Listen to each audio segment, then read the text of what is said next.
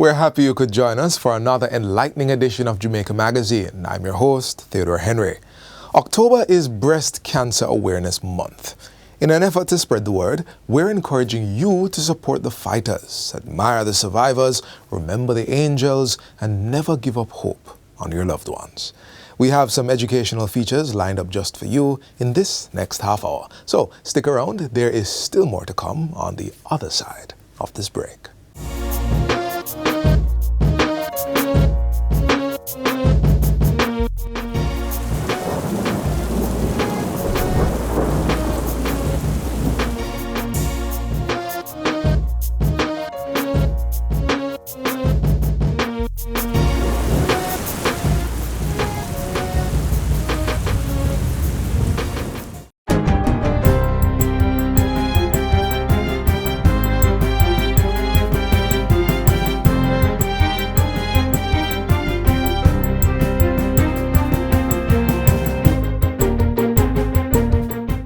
Good day, I'm Lisa Rowe and this is your JIS News for Wednesday, October 2, 2024.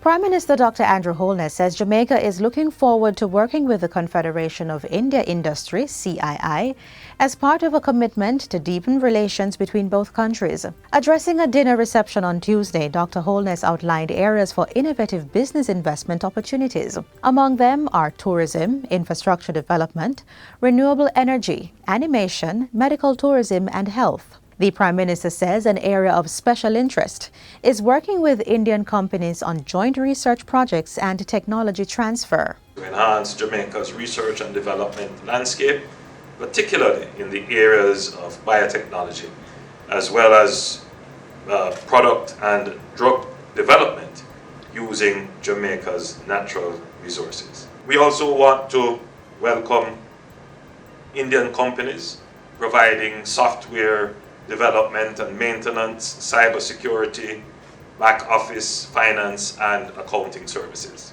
Dr. Holness says his visit to India intends to herald a new era of Jamaica-India friendship and partnership. He used the occasion to extend an open invitation for a delegation to visit Jamaica and explore firsthand the available opportunities. We are the gateway for Indian innovation to the Americas. I think the time is right for a trade and business delegation from India to visit Jamaica. I mentioned this to Prime Minister Modi, and he welcomed the possibility of such a trade delegation.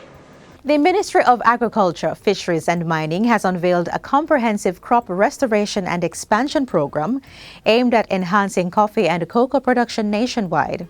The initiative is part of a broader recovery effort that has already provided essential support to over 400 coffee farmers, including fertilizers and chemicals. Portfolio Minister Floyd Green made the announcement during yesterday's celebration to mark World Coffee Day and National Cocoa Day at Emancipation Park. Minister Green emphasized the importance of diversifying crops through intercropping practices, agroforestry, and planting short-term cash crops alongside coffee and cocoa to increase farmers' income. We're going to be farmers providing to you those inputs, those seeds for those cash crops so that you can intercrop it with your coffee and your cocoa so that you can have a greater source of income. In addition to crop diversification, the ministry will also implement a documentation drive of farmers through the Jamaica Agricultural Commodities Regulatory Authority, JACRA, to issue letters of possession. This is to enhance land security for farmers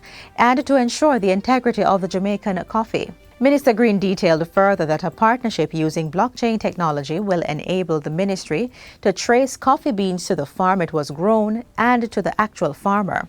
Meanwhile, Mr. Green is encouraging purchasers to pay fair prices for coffee and cocoa products, highlighting the need for equitable compensation for farmers' hard work and dedication.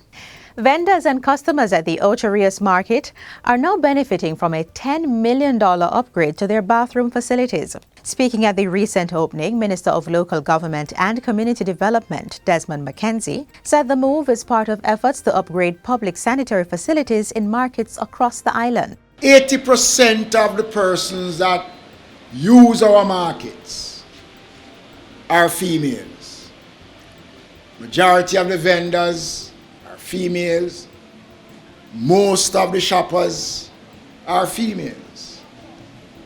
And you know, it is difficult for a female to take care of themselves when the proper facilities are not in place. Meanwhile, on a recent tour of the St. Anne's Bay Market, Minister Mackenzie said upgrades were far advanced at the facility. They are now putting in a complete new toilet block for male and female, and they are also going to make the necessary adjustments to facilitate the visual and the physically challenged persons who use the market. Responding to concerns about the overall state of the market, Minister Mackenzie reiterated the government's promise to carry out extensive improvements to the facility. $15 million will be made available to commence emergency work, especially on the sidewalk, which poses some real issues. So I'm going to urge the Mayor, Council and the CEO, the Ministry will be working closely with the St. Anne Municipal Corporation in executing. Minister with Responsibility for Information, Dr. Dana Morris-Dixon, has issued a call for the Jamaica Information Service, JIS, to adopt a more proactive stance in combating the surge in misinformation. This is to strengthen the integrity of information being disseminated by the government and reinforce public confidence in its operations.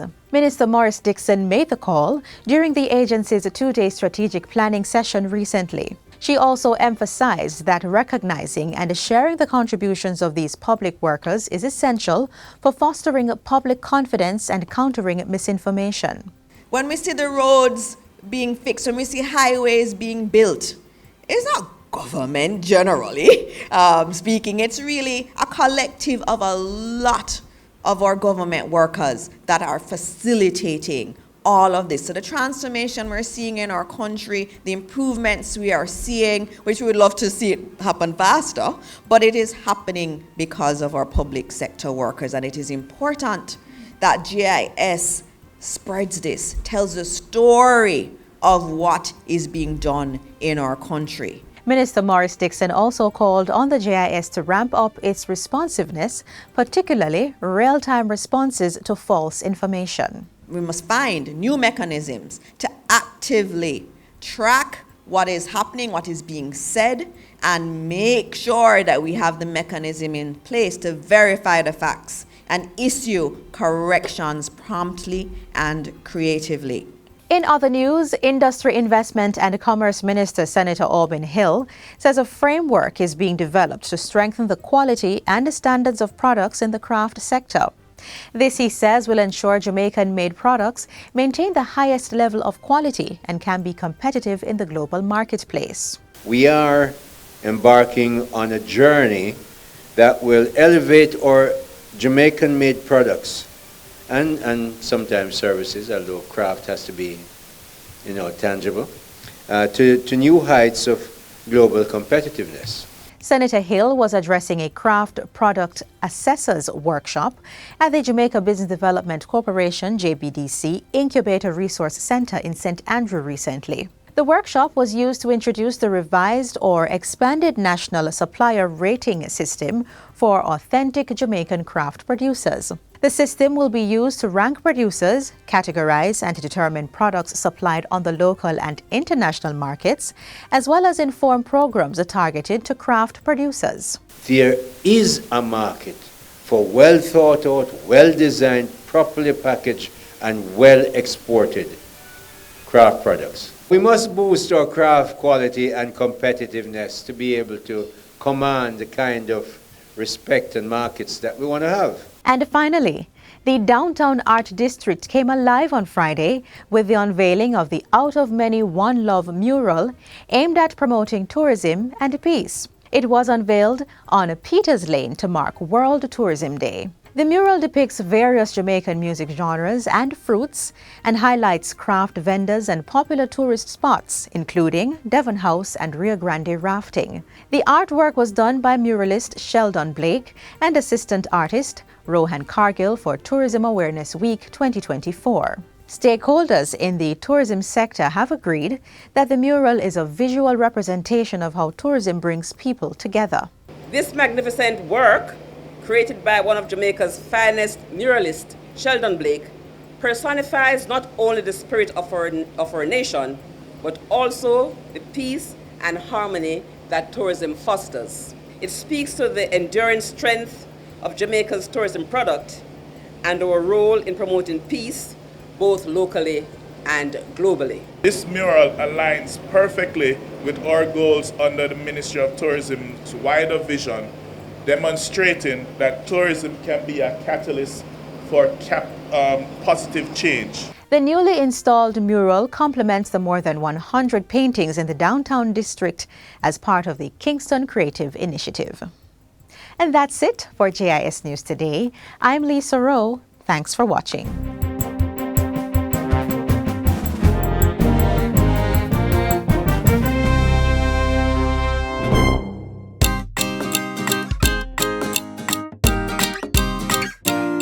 Attention all primary school students! The JIS invites you to participate in our 2024 Heritage Essay Competition highlighting the theme, Out of Many, One People. In only 400 to 500 words, discuss how our different cultural, ethnic or religious groups have contributed to building a stronger Jamaica. Essays must be written in standard English and have at least one reference from a JIS source. There are prizes to be won. Get creative, share your ideas, and make your voice heard. Submit your essay by Thursday, October 31, 2024. Be sure to visit jis.gov.jm for the competition guidelines. Your words can help shape Jamaica's future. Start writing today.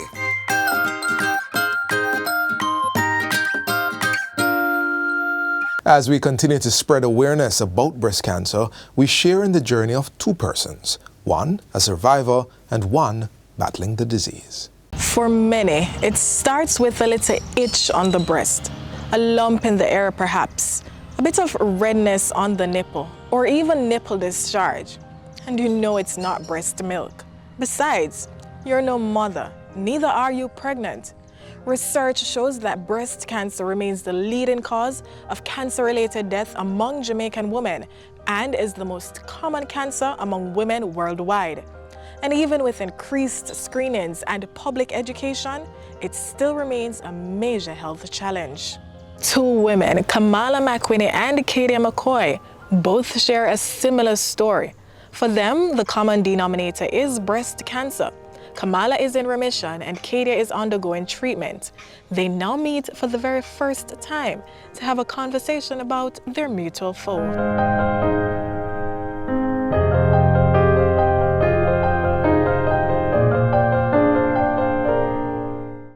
So Kadia, tell me when and how you found out that you have breast cancer. Oh boy, well, it was in April. I remember I was in the shower and I felt a lump, but it was huge, so I wasn't thinking it was anything because I'm always doing my self-examination. And when I felt the lump, I said, maybe it's just premenstrual syndrome. So I remember after a shower, I went to my husband and I said, you know, feel this, you know, it's a lump and it's huge. And he said to me, maybe it's, you know, premenstrual syndrome. So when my menstruation came, I realized the lump went away, and then in May, it came back, and it came back sooner than the time I'd felt it in April. So I said, no, you know, I need to go to the doctor and check this out. So it was the week after my 31st birthday. So I went to the doctor and she was like, okay, let me see what the girl's up to, you know. And she examined the right breast and she said, okay, I'm going to let you do a mammogram and an ultrasound. But she was like, oh, they're just going to aspirate, it is just fluids. And when I went to do the mammogram and the ultrasound, the doctor said to me, she said, you know, she said to me, this is not something that we're going to aspirate. You have to do a biopsy. And right away I said, are you serious? You know? And she said, whatever it is, you're going to be okay. And when I did a surgical biopsy on a Monday, and I waited on the result for about 3 weeks. And my doctor messaged me and said to me that, I have the results and it's not good. What was your experience like? So interestingly, I was 30. Wow. So I was a little bit younger than you. And I was having a persistent itching in my left breast. And I was wondering what's causing this. Is it my detergent? Is it my fabric softener? What's causing this thing to be itching so much? So one day I was just at home after work on the couch watching TV, and I was scratching the itch. Right. And I felt something in my left breast, and I said, but it's not in the right breast. So then I was like, this needs to get checked out. So it took me a while because I was just in shock, like, what could this possibly be? So maybe about 10 days or so after, I worked up the courage, made the appointment, and went to the doctor. And then from that now, my GP said to me, go and get an ultrasound done. Got the ultrasound, and the results said that there's a mass in the left breast that is strongly suspicious of malignancy. Wow. Yeah. And then from there I did a biopsy, and it was October 18th that I got back the results in 2013 that it was in fact breast cancer. Wow. What was it like when you found out? What? So I was alone in the doctor's office because I was living out of town at the time. Okay. And my doctor said to me, I've never seen anybody take it quite like you, because I wasn't crying, I was asking questions, I was seeking information. And then the very next day my mom came down and she was by my side for the whole journey. So of course the emotions hit me when I left the doctor's office, and I know I had to call her because I knew she was going to be devastated, and that's what made me start crying. Wow, yeah. Yes, it can be quite overwhelming. I can really relate to that. It was hard. It's like your life changes completely. My life has now become about doctor visits, Everything is about, going to the doctor maybe once per week. It has changed completely. It makes me realize how precious, life is. It's delicate. Don't stress too much on the small things. Do everything you manage to be where you are now, like this? Actually, no. I had this hope that it wouldn't always be this rough, but in terms of always sharing the story as much as I am now, 7 years after, I never thought that I would be sharing it from a place of positivity all the time, because I was angry. I was sad, I had so many questions, like, the typical question of why me? I tried to eat healthy, there was no family history, all that type of stuff. But as the months and the years roll on, it gets easier to talk about it and to share details of the journey. For me, my thoughts, I think that my body, had betrayed me so much. It was really hard. Like when you look in the mirror now, Kadia, what do you see? For me, I see a woman of confidence, I try to be strong. I look at myself and I see the scars, I see the bald head from chemotherapy, and it made me realize that I'm fighting a battle and I have the willpower to live, especially for my daughter and my husband. Were you always this positive? Not at all. If it wasn't for COVID, I'd come and give you a hug right now. Because I know it's emotional talking about, especially so fresh in the journey. So I'm sending you love. Thanks.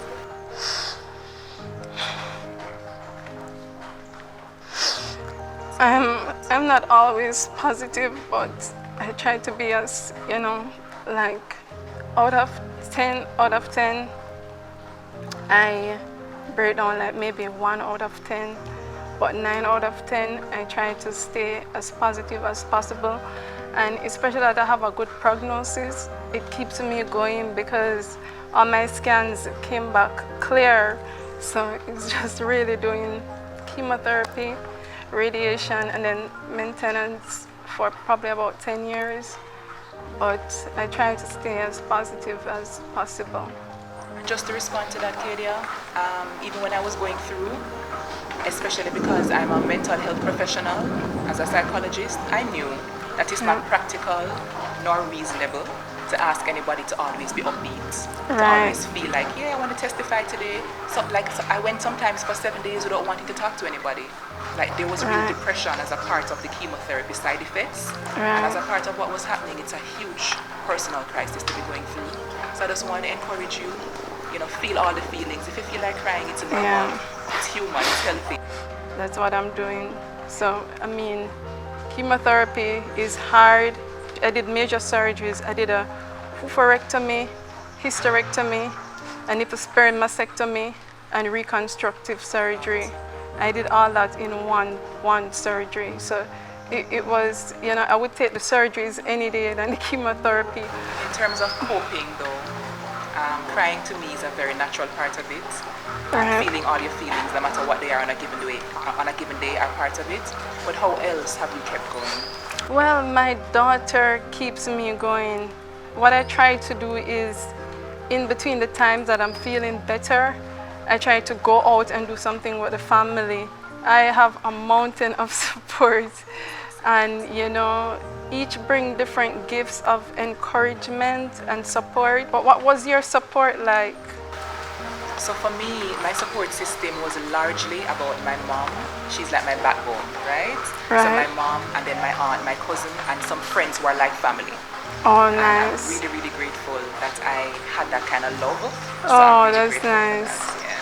So- It's October, Kadia, and there's so many women who are going through the journey right now. What words of encouragement would you share with them? Well, I would say to them, listen, there is no I can't to do it, because you have to do it. You have to practice, gratitude. You have to try and be strong and be thankful for each day, because it gets better. You just take it a day at a time and just enjoy each day as it comes. Yeah. Sending you all the love in the world. Yes. And I love that part that you mentioned, Kadia, because it does get better. Yes. Little by little. And no matter what the prognosis is, what I found to be essential was just keeping gratitude at the Right. center of it all. Yes. You have Even for to. the small things, the smallest of things, I just had this profound sense of it could be worse. Yes. And just Yeah. holding on to that every hour, every day got me through day by day, week by week, month by month. Yeah. Until October 18th, God's willing, I'll be 7 years. Wow, Since that's excellent. That's excellent. So what I remember I was feeling down yesterday, and I was reading something on Facebook, and this lady, she's a 40-year survivor, and I'm like, oh my God, because that in the back of our heads we have the what ifs, what if it comes back. But I mean, seeing that 40-year survivor, I'm like, oh yes, I'm going to see my grandkids. I'm going to see my daughter graduate. So I'm just holding on to hope, faith, support, and love right now. That's what keeps me going. Yeah. And I'm expressing gratitude for you. Yes. I'm glad I got to meet you. And the same for you as well. Much love. Thank you. The Registrar General's Department records show that from 2010 up until 2014, there are 1,634 death certificates in Jamaica that named breast cancer as the main cause of death. But the truth is, this does not have to be a death sentence. If this is something that you're experiencing, I hope that both Kamala and Kadia's stories will help you along your journey. And if you know someone that's in the fight with breast cancer, wherever you can, reach out and assist.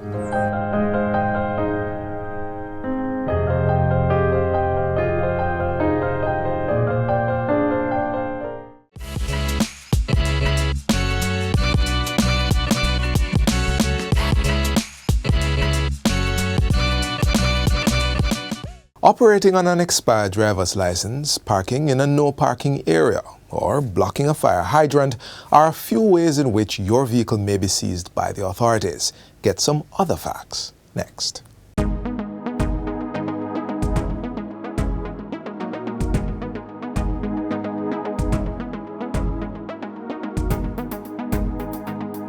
And I'll tell you first about the reasons when the police should not seize the vehicles, because they don't have the lawful authority to do so. If you don't have a driver's license in your possession, the police should not seize the vehicle. They can prosecute you under the Road Traffic Act. Now, there's a difference between not having a driver's license and not having your driver's license in your possession. If a person was never issued with a driver's license, that person clearly should not be driving a motor vehicle. What the police will do in those circumstances is that, for one, the person will be prosecuted. If they find out that the owner of the vehicle allowed the individual without a driver's license to use the vehicle, that person, the owner, can be prosecuted as well. Otherwise, the police will take possession of the motor vehicle because they will not allow a continuation of the offense.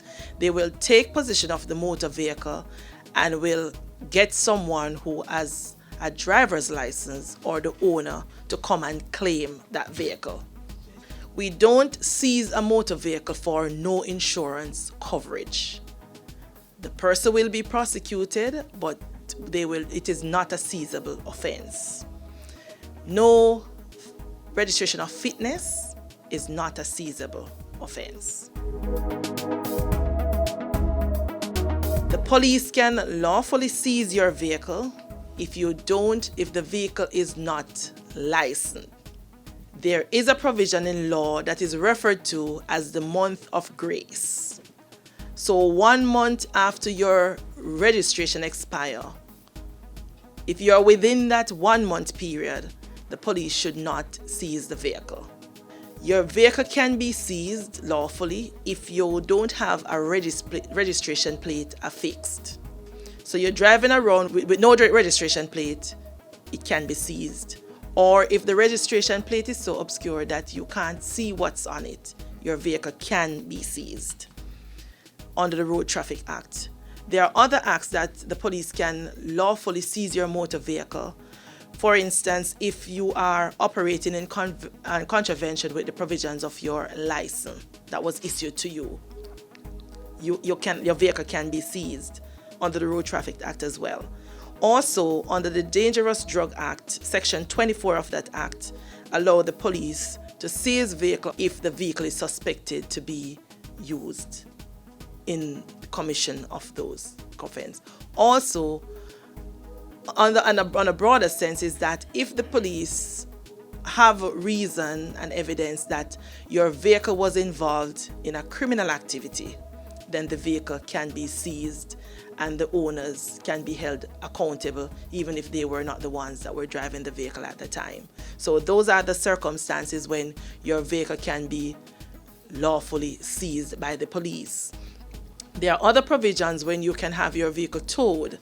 If you park in areas that are designated no parking, if you park your motor vehicles that are too close to fire hydrants, then your vehicles can be towed. And in instances where your vehicles are seized, the vehicle should not be returned to you until the provisions of the law is satisfied.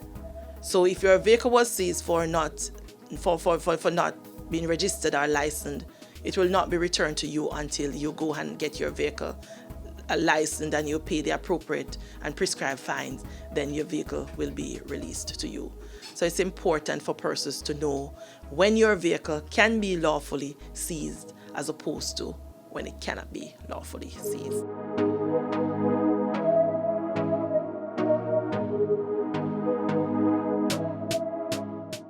This is where we leave you for today's edition of Jamaica Magazine, but be sure to join us tomorrow on this same station for another program you won't want to miss. Until then, visit our website, jis.gov.jm, for this and all you need to know. On behalf of the entire production team, I'm Theodore Henry, reminding you that you were given this life because you are strong enough to live it. This has been a production of the Jamaica Information Service, the voice of Jamaica.